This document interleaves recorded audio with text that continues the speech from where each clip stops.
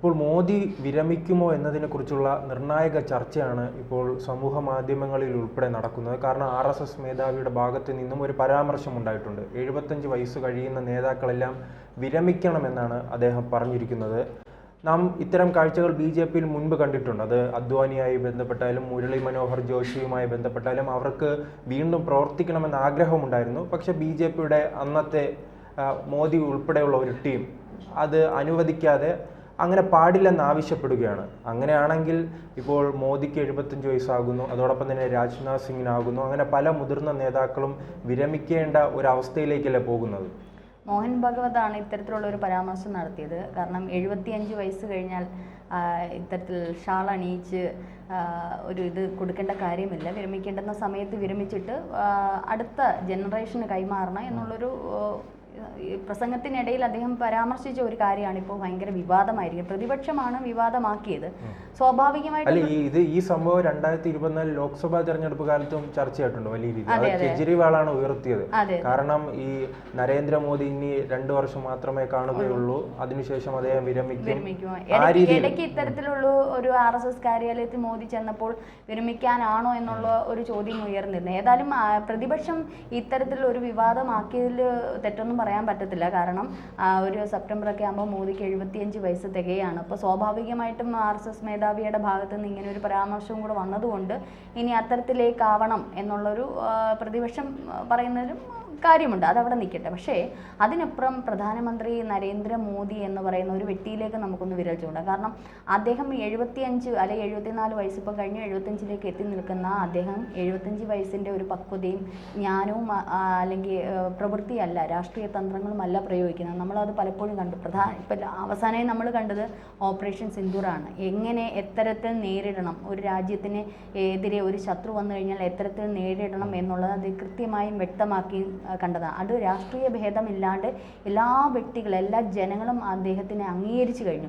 മാത്രമല്ല പല നയതന്ത്ര ബന്ധങ്ങളും നമ്മുടെ വിദേശ രാജ്യങ്ങളുമായി ബന്ധപ്പെട്ട പല നയതന്ത്ര ബന്ധങ്ങളും അദ്ദേഹം സ്ഥാപിച്ചെടുക്കുന്നതും പല സൗഹൃദങ്ങൾ സ്ഥാപിച്ചെടുക്കുന്നതും നമ്മൾ കണ്ടതാണ്. ഏത് വിദേശ രാജ്യത്ത് പോയാലും നരേന്ദ്രമോദിക്ക് കൊടുക്കുന്ന ഒരു ബഹുമാനമുണ്ട് അല്ലേ. ഏത് രാജ്യത്തെ പ്രതിനിധിയാണെങ്കിലും അദ്ദേഹത്തിനെ ബഹുമാനിക്കുന്നത് നമ്മൾ കാണുന്നുണ്ട്. അപ്പോൾ അത്തരത്തിലുള്ള ഒരു റെസ്പെക്റ്റ് അദ്ദേഹം എടുത്തിട്ടുണ്ടെങ്കിൽ അത് അദ്ദേഹത്തിൻ്റെ അറിവും തന്ത്രവും ഒക്കെയാണ്. ഒരു രാജ്യത്തിനോടും പ്രത്യേക വിരോധവുമില്ല.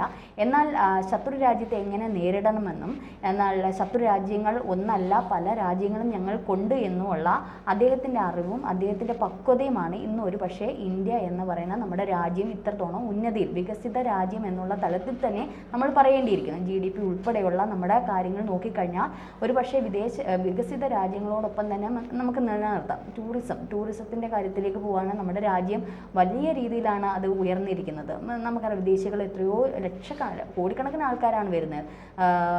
ഈ പറഞ്ഞതുപോലെ അത് മാത്രമല്ല വികസിത രാജ്യത്തിനോടൊപ്പം നിൽക്കുന്ന പല കാര്യങ്ങളും ഇപ്പോൾ പ്രതിരോധ വകുപ്പിലാണെങ്കിലും ഇപ്പോൾ യുദ്ധോപകരണങ്ങൾ വാങ്ങുന്ന കാര്യത്തിലാണ്, വിൽപ്പനയിലാണ്, ബ്രഹ്മോസ് ഉൾപ്പെടെ പല രാജ്യങ്ങളാണ്. അപ്പോൾ ഈ കാര്യങ്ങളിലെല്ലാം അദ്ദേഹത്തിൻ്റെ ഒരു കാര്യപ്രാപ്തി കൊണ്ട് മാത്രമാണ് ഇന്ത്യ എന്ന് പറയുന്ന രാജ്യം ഇത്രയും മാറാനുള്ള കാരണം. അത് നമ്മൾ അംഗീകരിച്ചു കൊടുക്കേണ്ടുന്ന കാര്യം അല്ല. അത് അംഗീകരിക്കുമ്പോഴും അദ്ദേഹത്തിൻ്റെ മുൻപുണ്ടായിരുന്ന നേതാക്കളോട് ഇദ്ദേഹം തന്നെ ആവശ്യപ്പെട്ടതായാണ്, ഇദ്ദേഹത്തിനോടൊപ്പമുള്ളവർ ആവശ്യപ്പെട്ടതായാണ് വലിയ വിമർശനം. കാരണം ഈ അദ്വാനിയുമായി ബന്ധപ്പെട്ട അദ്ദേഹത്തിന് 2014 തെരഞ്ഞെടുപ്പിൽ ഇന്ത്യയുടെ പ്രധാനമന്ത്രി ആകണമെന്ന് ആഗ്രഹമുണ്ട്. പക്ഷേ ഈ പ്രായം ചൂണ്ടിക്കാട്ടിയാണ് അദ്ദേഹത്തെ ഒഴിവാക്കുന്നത്. അതോടൊപ്പം തന്നെ മുരളി മനോഹർ ജോഷി ഉണ്ടായിരുന്നു, അദ്ദേഹത്തെയും ഒരു നേതാവല്ല അല്ലെങ്കിൽ ഇത്രയും വലിയ ആൾക്കാരല്ല ഒന്നുമല്ല പറയുന്നത്. പക്ഷേ നരേന്ദ്രമോദിയോടൊപ്പം അവരെയൊക്കെ നിർത്തിക്കഴിഞ്ഞാൽ അദ്ദേഹത്തിൻ്റെ ഗ്രേഡ് അല്ലെങ്കിൽ അദ്ദേഹത്തിൻ്റെ ഗ്രാഫ് കുറച്ചുകൂടി ഉയർന്നിരിക്കും, അദ്ദേഹത്തിൻ്റെ കാര്യക്ഷമത കുറച്ചുകൂടി ഉയർന്നിരിക്കും. അപ്പോൾ അദ്ദേഹത്തിൻ്റെ ഏജിലല്ല.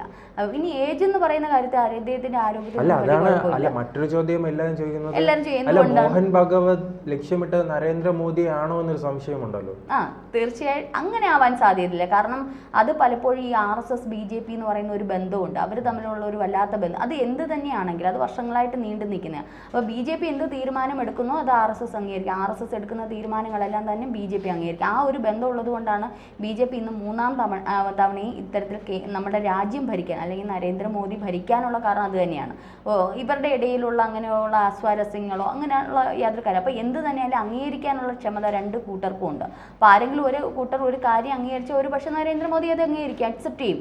ഒരു പക്ഷേ അദ്ദേഹം ഉണ്ടായിരിക്കും ഇടയ്ക്ക് RSS കാര്യാലയത്തിൽ അദ്ദേഹം നേരിട്ട് ചെല്ലുകയും സംസാരം ഉണ്ടാവുകയും ചെയ്തു. അത് പുറത്ത് മാധ്യമങ്ങളൊക്കെ പറഞ്ഞത് ഇത്തരത്തിൽ ഇനി മോദി പ്രധാനമന്ത്രി സ്ഥാനത്തേക്കില്ല എന്നുള്ള രീതിയിലേക്ക് നരേന്ദ്രമോദി തന്നെ വിരമിക്കുന്നു എന്നുള്ള തരത്തിലൊക്കെ അന്ന് വാർത്തകളൊക്കെ വന്നിരുന്നു. പക്ഷേ RSS എന്ത് തീരുമാനമെടുക്കുന്നു, സംഘടന എന്ത് തീരുമാനമെടുക്കുന്നു അത് അംഗീകരിക്കുക തന്നെ ചെയ്യും, BJP അത് അംഗീകരിക്കുക തന്നെ ചെയ്യും. പിന്നെ ഇനി നമ്മളിവിടെ പറയാനുള്ള കാര്യം, അമിത്ഷാ നരേന്ദ്രമോദി ഒരു ബന്ധമുണ്ട്.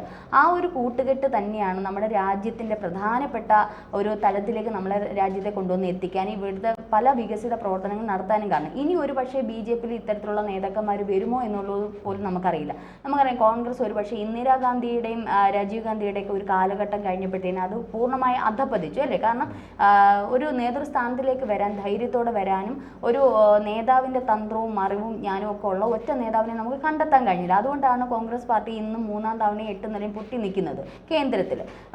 പക്ഷേ BJPയിൽ അത്തരത്തിൽ ഒരു അമിത്ഷാ നരേന്ദ്രമോദി കൂട്ടുകെട്ടാണ് ഒരു പക്ഷേ ആ ഒരു നേതൃത്വമാണ് ഒരു പക്ഷേ ഇവരെ മൂന്നാം തലത്തിലും കേന്ദ്രത്തിൽ പിടുത്തം വെച്ചത്. കാരണം ഇനി ഇവർ ഇല്ലാതാവുന്ന ഒരു സാഹചര്യത്തിൽ ഇപ്പം വിരമിക്കുന്ന ഒരു സാഹചര്യം ഒരു പക്ഷേ പിന്നിൽ നിന്ന് പ്രവർത്തിക്കുമായിരിക്കും. അത് എത്രത്തോളം സക്സസ് ആവും എന്നുള്ളത് അറിയില്ല. അല്ലെങ്കിൽ ഇദ്ദേഹത്തിനോടൊപ്പം ചേർത്ത് വെക്കാൻ പറ്റുന്ന മറ്റൊരു നേതാവാണ്. ഇനി അമിത്ഷാ ചിലപ്പോൾ കുറച്ചുകൂടി മുന്നോട്ട് കാലം കാണുമായിരിക്കും. പക്ഷേ ഇവരുടെ ഒരു കാലം കഴിയുന്നതോടുകൂടി BJPയുടെ അവസ്ഥ എന്താവും, നമ്മുടെ ഭാരതത്തിൻ്റെ അവസ്ഥ എന്താവും എന്നറിയില്ല. ഇനി വരുന്ന നേതാക്കന്മാർ അത്രത്തോളം പ്രാധാന്യം അർഹിക്കുന്ന അല്ലെങ്കിൽ അത്രത്തോളം ഇതൊക്കെ കൈകാര്യം ചെയ്യാൻ പറ്റുന്ന ഒരു വ്യക്തി പ്രഭാവമുള്ളവരാണ്. ഇപ്പോൾ വിരമിക്കുന്നതിനെ കുറിച്ച് ഇന്നലെ സംസാരിച്ചുകൊണ്ട് അദ്ദേഹം പറയുന്നത് ഞാൻ വേദപഠനത്തിനും അതോടൊപ്പം തന്നെ ഉപനിഷത്തുകളിലേക്ക് പോകും.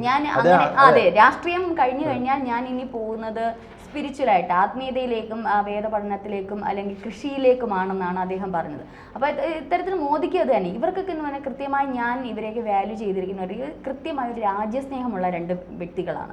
അവർക്ക് രാജ്യത്തോട് അഭേദ്യമായ സ്നേഹവും ബന്ധം ഒരു പക്ഷേ അത് മറ്റുള്ള നേതാക്കളിലൊന്നും നമുക്ക് കാണാൻ പറ്റും. ഇനിയുള്ള നേതാക്കളിലും അത് നമുക്ക് കാണാൻ പറ്റുമോ എന്നുള്ളതും അറിയില്ല. ഞാൻ കണ്ടതിൽ ഏറ്റവും നല്ല രാജ്യസ്നേഹമുള്ള രണ്ട് വ്യക്തികൾ തന്നെയാണ്. മറ്റെന്തെങ്കിലും ആയിക്കോട്ടെ, അവരുടെ മതവികാരമോ മറ്റെന്തും നമുക്ക് മാറ്റി നിർത്താം. പക്ഷേ രാജ്യത്തിന് ആത്മാർത്ഥമായിട്ട് പ്രവർത്തിച്ച ഇപ്പം നരേന്ദ്രമോദിയുടെ കാര്യം ആലോചിച്ചാൽ കൃത്യമായിട്ടുള്ളൊരു ജീവിതചര്യയാണ് അദ്ദേഹത്തിന്. കൃത്യമായിട്ട് രാവിലെ 6 മണിക്ക് എഴുന്നേൽക്കുകയും അദ്ദേഹം രാജ്യത്തിന് വേണ്ടിയിട്ട് അപൂർവം ചില സമയങ്ങൾ മാത്രമേ അദ്ദേഹം ഉറക്കമുള്ളൂ. ഈ ഉറക്ക സമയത്ത് പോലും അദ്ദേഹത്തിന് എന്തെങ്കിലും പ്രധാനപ്പെട്ട കാര്യമുണ്ടെങ്കിൽ അദ്ദേഹം എഴുന്നേൽക്കും.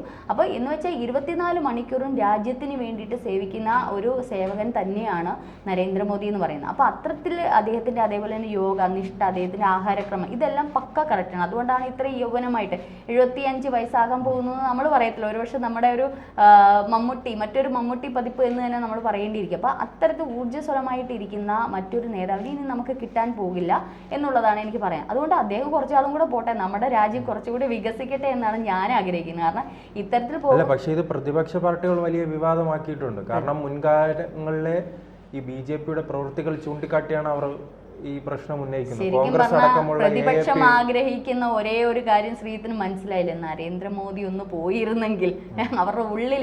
കാരണം അദ്ദേഹത്തിനെ പകരം വെക്കാനോ അദ്ദേഹത്തിനപ്പുറം ചാടിക്കടക്കാനോ പ്രതിപക്ഷത്തിനാവില്ല, ഇനി ഈ ജന്മം ആവില്ല. അദ്ദേഹം ആ ഒരു സ്ഥാനത്ത് നിന്ന് മാറിയാൽ ഇനി ഒരു പക്ഷേ കോൺഗ്രസ് വരും, ആ ഒരു സ്ഥാനത്തേക്ക് വരും. പ്രധാനമന്ത്രി നരേന്ദ്രമോദി ഉള്ളിടത്തോളം കാലം, അമിത്ഷാ കൂട്ടുകെട്ട് ഉള്ളിടത്തോളം കാലം ഇവർക്ക് കയറാൻ കുറച്ച് ബുദ്ധിമുട്ടാണ്. അപ്പോൾ അദ്ദേഹത്തിൻ്റെ വിരമിക്കൽ ഏറ്റവും കൂടുതൽ ആഗ്രഹിക്കുന്ന ഒരു പക്ഷേ പ്രതിപക്ഷമായിരിക്കും. അതുകൊണ്ടായിരിക്കും അവർ ഇത്തരത്തിലൊരു വിവാദത്തിലേക്ക് പോയത്.